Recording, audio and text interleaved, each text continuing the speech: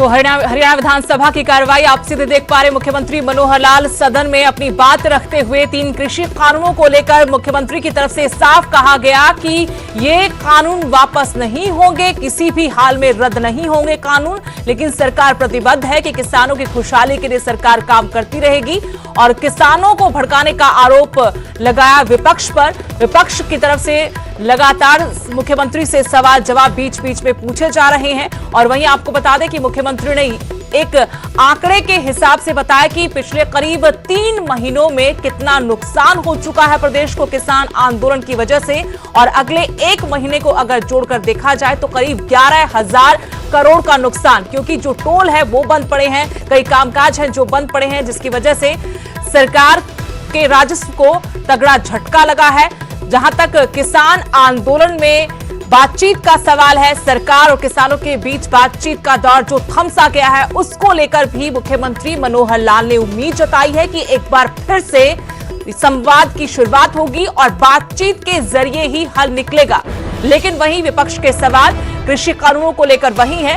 मुख्यमंत्री मनोहर लाल अविश्वास प्रस्ताव जो पेश किया है कांग्रेस की तरफ से, उस पर चर्चा करते हुए, अपना पक्ष रखते हुए वोटिंग से पहले आज कांग्रेस की तरफ से जो अविश्वास प्रस्ताव सदन में पेश किया गया है उस पर बहस हुई, चर्चा हुई। और अब मुख्यमंत्री मनोहर लाल भी अपनी बात रख रहे हैं। 3 कृषि कानूनों का फिलहाल जिक्र उनकी तरफ से किया जा रहा है, जो सरकार की तरफ से राज्य में किसानों के हक में फैसले हुए हैं। चाहे एमएसपी की बात हो, उन्होंने कहा कि एमएसपी किसी भी हाल में कभी भी उनके रहते खत्म नहीं होगी।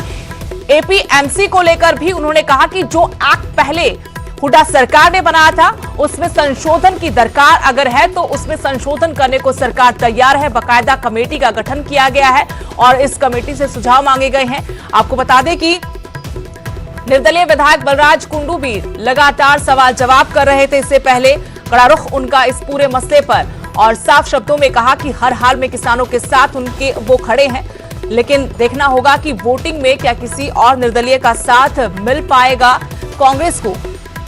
फिलहाल मुख्यमंत्री मनोहर लाल सदन में अपनी बात रख रहे हैं। 3 कृषि कानूनों को लेकर कृषि सुधार के जो फैसले मनोहर सरकार ने लिए हैं उनके बारे में सदन को अवगत करवा रहे हैं। और विपक्ष को भी मुख्यमंत्री मनोहर लाल ने आड़े हाथों लिया। कहा कि जब किसान आंदोलन के रास्ते पर जा रहे थे, सरकार के खिलाफ थे, उनका विरोध था, उस वक्त विपक्ष ने उनको समझाने, शांति कायम करने की बजाय उनको और भड़काया है। मुख्यमंत्री मनोहर लाल ने यह भी कहा कि उनका संयम है, इस संयम को कमजोरी ना समझा जाए। 3 महीनों में प्रदेश को हजारों करोड़ का नुकसान हुआ है। अगर 1 महीना अगला भी इसमें हम शामिल कर ले कि आंदोलन चलता रहा तो प्रदेश को करीब 11,000 करोड़ का नुकसान होगा। किसानों को बातचीत के जरिए हल निकालना चाहिए। और आपको बता दें कि मुख्यमंत्री मनोहर लाल ने यह भी कहा कि बातचीत के जरिए ही समस्या का हल निकल सकता है, लेकिन कानून किसी भी सूरत में वापस नहीं होंगे। सबसे महत्वपूर्ण बात मुख्यमंत्री मनोहर लाल की तरफ से यह भी कही गई कि एपीएमसी को लेकर सरकार पूरी तरह से साफ है। एक बार फिर सदन के माध्यम से कहा कि मंडियां बंद नहीं होंगी। ऐसी आशंकाएं जो किसानों की तरफ से जताई जा रही हैं, उसके मद्देनजर मुख्यमंत्री ने सदन में एक बार फिर से कहा कि सरकारी मंडियों के जरिए खरीद होती रहेगी। ये विकल्प उनको दिया गया है किसानों को कि इन जो मंडियां चल रही हैं उन मंडियों में वो अपनी फसल बेच सकते हैं। विकल्प के तौर पर उन्हें और खरीदार वहां पर मिलेंगे, उनको भी अपने मन मुताबिक फसल के दाम जैसे मिल रहे हैं उसके मुताबिक फसलें बेचने के लिए विकल्प उनके पास मौजूद रहेगा। साथ ही एमएसपी पर आंच नहीं आने देंगे और मंडियों पर भी रुख सरकार का साफ है कि मंडियों को खत्म नहीं किया जाएगा, क्योंकि सदन में बार बार यह मसला भी उठा कि एपीएमसी को सरकार खत्म कर रही है, सरकारी मंडियों को खत्म कर रही है। साथ ही एमएसपी पर अगर आंच आती है तो सीधा नुकसान किसानों को। सदन के अंदर जब मुख्यमंत्री अपनी बात रख रहे थे तो कांग्रेस को लेकर भी उन्होंने कहा कि अगर आप इसी तरीके से लोगों को बरगलाते रहेंगे, जनता को बरगलाते रहेंगे तो आपका भविष्य अंधकार में है। आने वाला वक्त आपके लिए नुकसानदायक होगा, इससे आपका नुकसान होगा। कांग्रेस को लेकर कहा कि आपको सेना पर विश्वास नहीं, आपको ईवीएम पर विश्वास नहीं, कांग्रेस को भारतीय सेना पर भी अविश्वास है, क्योंकि सरकार की तरफ से मुख्यमंत्री ने कहा कि मैं चाहता हूं कि कांग्रेस हर 6 महीने में इसी तरीके से अविश्वास प्रस्ताव लेकर आए, ताकि उन्हें मौका मिले कि वो अपनी बात जनता के सामने रख सके। मुख्यमंत्री ने जहां कांग्रेस को निशाने पर लिया, साथ ही मजबूती के साथ अपना पक्ष भी सदन में रखा कि कांग्रेस भले ही किसानों को बरगला रही है, भड़का रही है, वहीं सरकार प्रतिबद्ध है। किसानों की खुशहाली के लिए 3 नए कृषि कानून किसानों के फायदे के लिए लाए गए हैं और इन्हें सरकार वापस नहीं लेगी। हां, जहां तक प्रदेश की बात है, हरियाणा की बात है, तो एमएसपी को लेकर भी उन्होंने साफ कहा कि एमएसपी पर किसी तरह की आंच नहीं आने देंगे। जो मंडियां हैं वो भी पहले की तरह चलती रहेंगी, लेकिन विरोध के लिए जो विरोध किया जा रहा है उसको लेकर जरूर मुख्यमंत्री ने आपत्ति जताई। उन्होंने उस बात का भी जिक्र किया कि जब करनाल में रैली के लिए उनका हेलीकॉप्टर लैंड नहीं कर पाया, कि उस वक्त जो हालात है, कुछ लोग विरोध जरूर कर रहे हैं। वो ये नहीं कहते कि उनका विरोध प्रदेश में नहीं है, विरोध है, लेकिन किसानों को, कुछ लोगों को भड़काया जा रहा, दबंगई की जा रही है। हम संयम दिखा रहे हैं, हमारे संयम को कमजोरी ना समझा जाए। अविश्वास प्रस्ताव लाया गया है मनोहर सरकार के खिलाफ, लेकिन आंकड़े सरकार के पक्ष में है।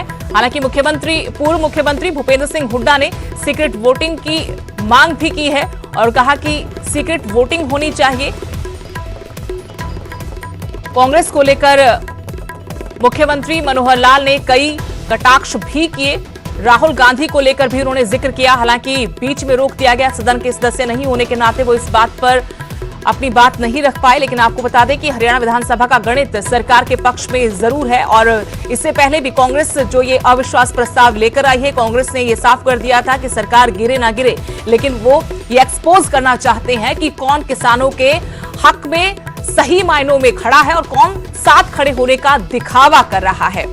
कुल 90 विधानसभा सीटें हैं हरियाणा में, जिनमें से अगर हम बात करें वर्तमान में तो 2 विधायक, जिनमें एक इलाहाबाद से इनेलो के विधायक अभय चौटाला हैं, अपने पद से इस्तीफा दे चुके हैं। दूसरे कांग्रेस के कालका से विधायक प्रदीप चौधरी, उनकी सदस्यता कोर्ट के फैसले के बाद रद्द हो चुकी है। ऐसे में 88 विधानसभा सदस्य, और इनमें अगर हम बात करें आंकड़ों की तो कांग्रेस के पास 30 है। एक एचएलपी के विधायक हैं गोपाल कांडा, 7 निर्दलीय हैं, और भाजपा के 40 और जजपा के 7 विधायकों को मिलाकर 50 का आंकड़ा सीधे सीधे सरकार पूरा कर रही है। लेकिन देखना यह होगा कि जब वोटिंग होगी क्या कोई निर्दलीय विधायक ऐसा होगा, क्योंकि अभी तक निर्दलीय विधायकों की नाराजगी हमने कई बार देखी। किसानों के हक में बात करने की जो बातें लगातार किसान कर रहे थे, उनका पक्ष लेते हुए विधायक नजर आए थे।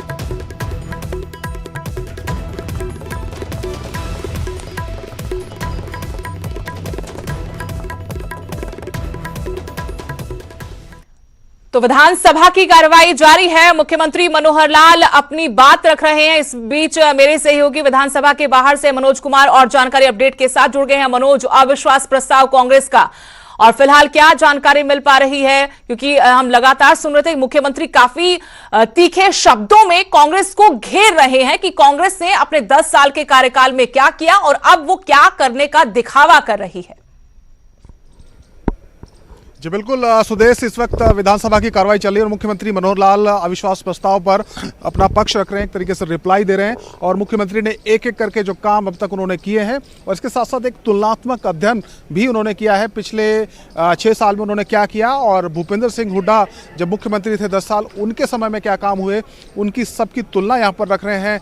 कई शेरो शायरी के माध्यम से मुख्यमंत्री ने अपनी बात कही है और विपक्ष को आड़े हाथों यहाँ पर लेते हुए भूपेंद्र सिंह हुड्डा नजर आ रहे हैं। और सदन की जो कार्रवाई है वो लगातार एक्सटेंड की जा रही है, उसको बढ़ाया जा रहा है और उम्मीद की जा रही है कि 10 से 15 मिनट में जो मुख्यमंत्री हैं उनका संबोधन समाप्त होगा और उसके बाद फिर वोटिंग करवाई जाएगी। हालांकि भूपेंद्र सिंह हुड्डा ने कहा कि सीक्रेट वोटिंग होनी चाहिए, लेकिन जो जानकारी हमारे पास है सीक्रेट वोटिंग नहीं होने जा रही है। सिर्फ जो हेड काउंट है या हाथ उठाकर जो बहुमत साबित है सरकार वो कर देगी। और क्योंकि बहुत कांटे की टक्कर हमें दिखाई नहीं दे रही है, 56 विधायक सरकार के साथ नजर आ रहे हैं, उनमें 5 निर्दलीय और गोपाल कांडा भी शामिल हैं, जबकि विपक्ष के साथ 30 कांग्रेस के 2 निर्दलीय, तो 32 विधायक 88 में से कांग्रेस के साथ नजर आ रहे हैं। और अविश्वास प्रस्ताव के दौरान एक बहुत दिलचस्प बात मुख्यमंत्री ने कही। जैसे ही उन्होंने अपना संबोधन शुरू किया तो उन्होंने कहा कि मैं कांग्रेस का एहसानमंद रहूंगा कि वो हमारे खिलाफ अविश्वास प्रस्ताव लाए हैं और इस तरह के अविश्वास प्रस्ताव हर 6 महीने में लाते रहें ताकि उन्हें अपनी बात रखने का मौका मिले और इस दौरान विपक्ष भाग भी ना पाए, क्योंकि अविश्वास प्रस्ताव खुद विपक्ष लाया है। तो जितनी देर भी मुख्यमंत्री बोलेंगे विपक्ष को सदन में मौजूद रहना होगा। जी,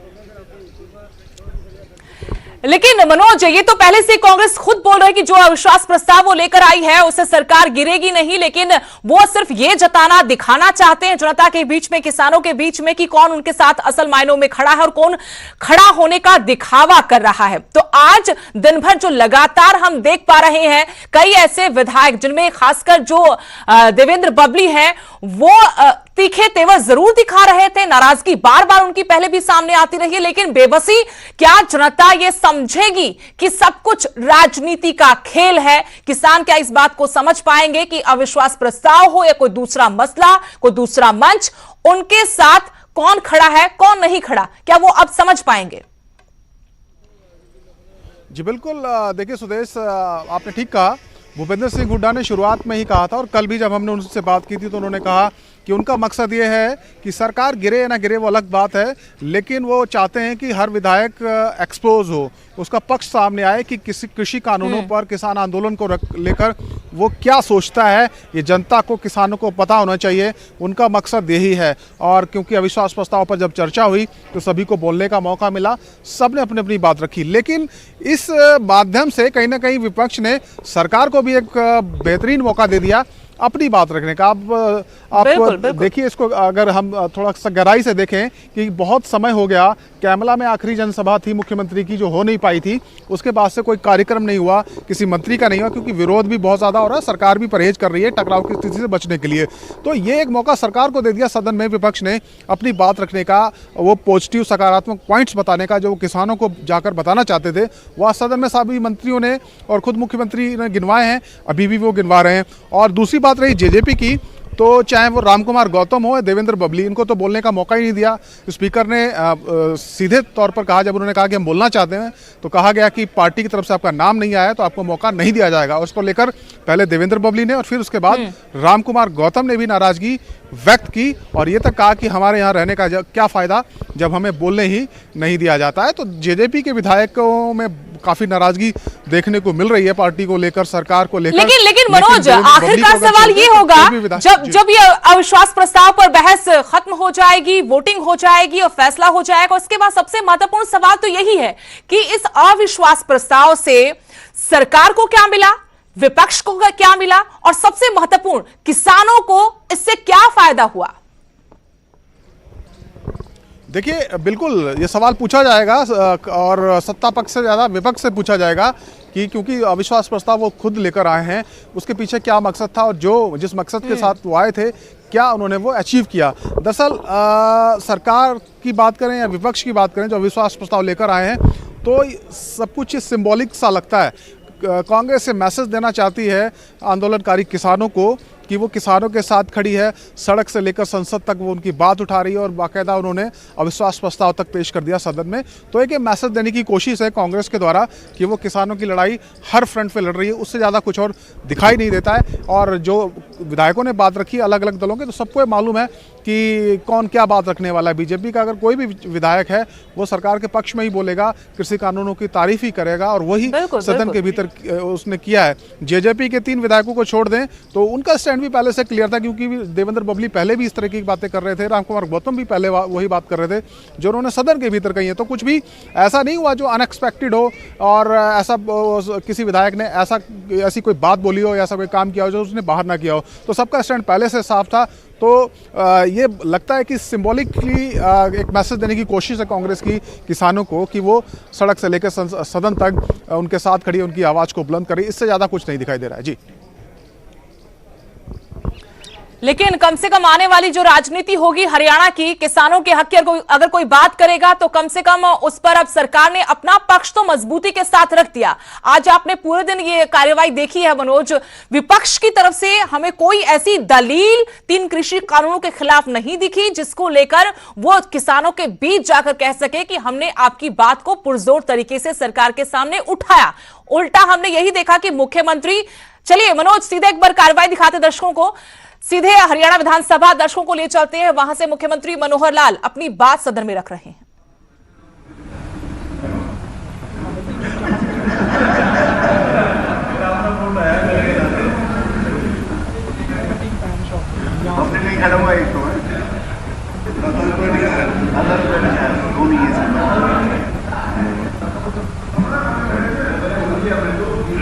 नहीं, अभी खड़े रहो जब तक गिनती नहीं हो जाती।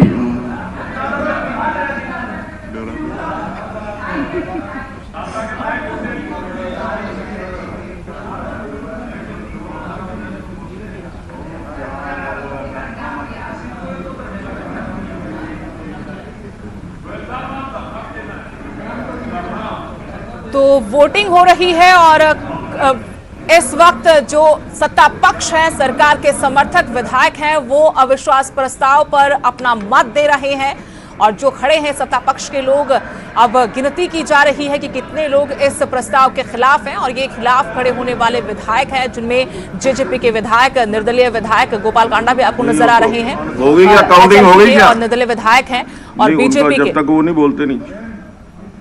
इसके बाद जो अविश्वास प्रस्ताव के पक्ष में लोग हैं वो खड़े होंगे और अपना मत देंगे। ये वो चेहरे हैं जो इस वक्त अविश्वास प्रस्ताव के खिलाफ हैं, जिनमें जेजेपी के विधायक और बीजेपी के विधायक, एचएलपी के एक विधायक, निर्दलीय विधायक शामिल हैं। फिलहाल गिनती की जा रही है। जो अधिकारी इसके लिए नियुक्त किए हैं वो अधिकारी गिनती कर रहे हैं और जल्द हो सकता है हमारे सामने बड़ा खतरा सरकार को पहले से ही नहीं था, बल्कि सरकार के सामने अविश्वास प्रस्ताव लाकर विपक्ष अपने कर्तव्य की पालना कर रहा था, क्योंकि किसानों के हक की आवाज विपक्ष बुलंद करता रहा। ये कहकर कांग्रेस ने ये कहकर इस मुद्दे को उठाया कि वो हमेशा किसानों के साथ थे और किसानों के साथ रहेंगे। ऐसे में सदन के अंदर किसानों का मसला उठना चाहिए। अविश्वास प्रस्ताव का सिर्फ इतना सा मतलब था और सरकार ने अपना पक्ष रखा। मुख्यमंत्री मनोहर लाल ने भी अपनी बात कही कि 3 कृषि कानून किसानों के हित में है, सरकार इन्हें वापस किसी भी सूरत में नहीं लेगी। तो फिलहाल अविश्वास प्रस्ताव पर वोटिंग सीधे हरियाणा विधानसभा के सदन से आपको दिखा रहे हैं। गिनती की जा रही है। जो अधिकारी 2 नियुक्त किए हैं वो गिनती कर रहे हैं कि कितने लोग अविश्वास प्रस्ताव के खिलाफ हैं और उसके बाद जो लोग अविश्वास प्रस्ताव के पक्ष में हैं वो खड़े होंगे और अपना मत देंगे। हालांकि पूर्व मुख्यमंत्री भूपेंद्र सिंह हुड्डा ने सीक्रेट वोटिंग की मांग रखी थी जो नहीं मानी गई। फिलहाल हेड काउंट के जरिए ये प्रक्रिया पूरी की जा रही है। कांग्रेस का अविश्वास प्रस्ताव अपना स्थान ग्रहण करें। बस आ गया जी, रिजल्ट आ गया। पहले मैं एक छोटी कहानी महाभारत की सुना देता हूँ। अरे हो गया अब तो, अब रिजल्ट हो गया, अब इसके बीच में नहीं। अच्छा वो सुनाए फिर तो बाद में सुना दूंगा मैं। चलो आप रिजल्ट सुना फिर। अविश्वास, सभी ध्यान देंगे। अविश्वास प्रस्ताव के जो 32 सदस्य अविश्वास प्रस्ताव के पक्ष में अपने स्थान पर खड़े हुए हैं और 55 सदस्य अविश्वास प्रस्ताव के विपक्ष में अपने स्थान पर खड़े हुए। ना पक्ष की जीत हुई, ना पक्ष की जीत हुई, प्रस्ताव अस्वीकृत हुआ।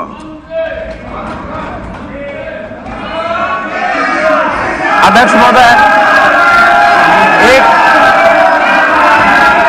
वित्त मंत्री एक कहानी, एक छोटी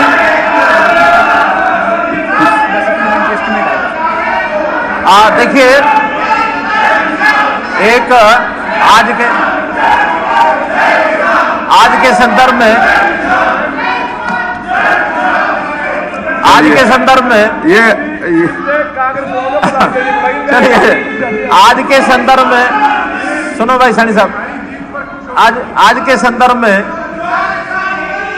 आज के संदर्भ में एक महाभारत की कहानी सुनाता हूं। आज के संदर्भ में महाभारत की कहानी सुनाता हूं। देखिए, महाभारत में दो पक्ष आमने सामने थे। पांडव थे, कौरव थे। हमको पता है कि कौरवों की संख्या ज्यादा थी, पांडवों की संख्या कम थी। सुनो, नहीं सुनो, आगे कहानी सुनो, कहानी सुनो, कहानी सुनो, कहानी सुनो, कहानी सुनो, कहानी सुनो, कहानी सुनो। जब बीच में आ गए गंधर्व, गंधर्व भी संयोग से पांडवों के, कौरवों के विपरीत थे।